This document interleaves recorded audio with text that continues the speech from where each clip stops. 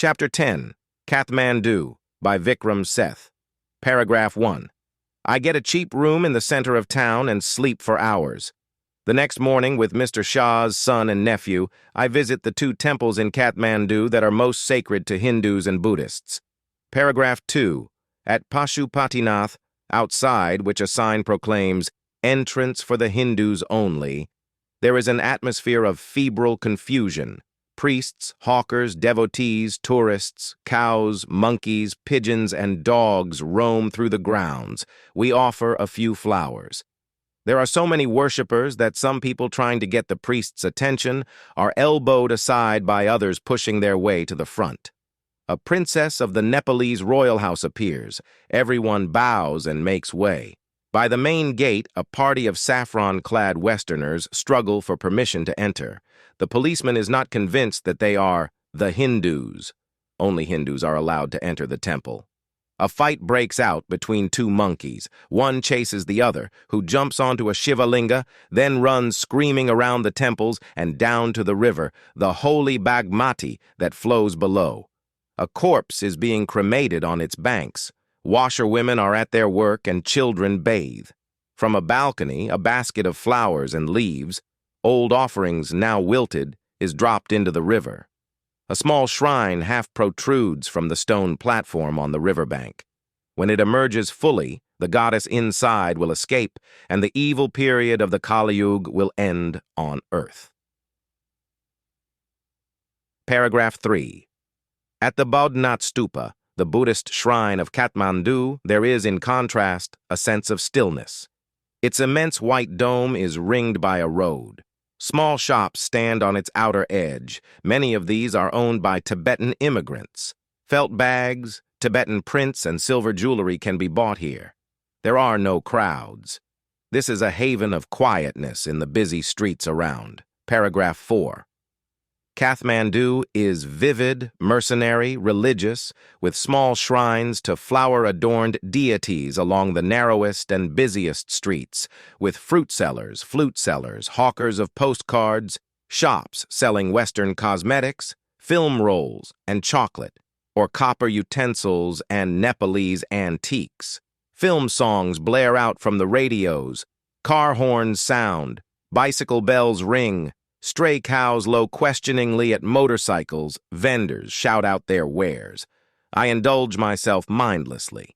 Buy a bar of marzipan, a corn on the cob roasted in a charcoal brazier on the pavement, rubbed with salt, chili powder, and lemon, a couple of love story comics, and even a Reader's Digest. All this I wash down with Coca-Cola and a nauseating orange drink, and feel much the better for it. Paragraph 5. I consider what route I should take back home. If I were propelled by enthusiasm for travel per se, I would go by bus and train to Patna, then sail up the Ganges past Benares to Allahabad, then up the Yamuna past Agra to Delhi. But I am too exhausted and homesick. Today is the last day of August. Go home, I tell myself. Move directly towards home. I enter a Nepal Airlines office and buy a ticket for tomorrow's flight. Paragraph 6.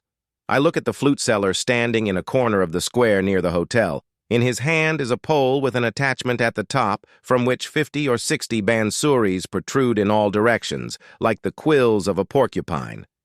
They are of bamboo. There are cross flutes and recorders. From time to time, he stands the pole on the ground, selects a flute, and plays for a few minutes. The sound rises clearly above the noise of the traffic and the hawkers' cries. He plays slowly, meditatively, without excessive display. He does not shout out his wares. Occasionally, he makes a sale, but in a curiously off-handed way, as if this were incidental to his enterprise. Sometimes he breaks off playing to talk to the fruit seller. I imagine that this has been the pattern of his life for years. Paragraph 7. I find it difficult to tear myself away from the square. Flute music always does this to me. It is at once the most universal and most particular of sounds. There is no culture that does not have its flute.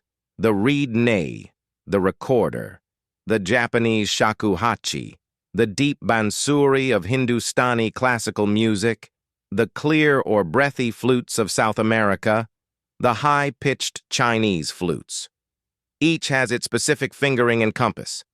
It weaves its own associations.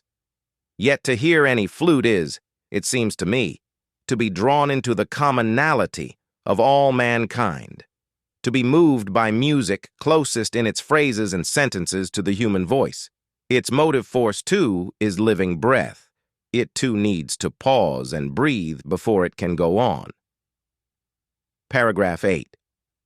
That I can be so affected by a few familiar phrases on the bansuri surprises me at first, for on the previous occasions that I have returned home after a long absence abroad, I have hardly noticed such details, and certainly have not invested them with the significance I now do. Vikram, Seth, an extract from Heaven Lake.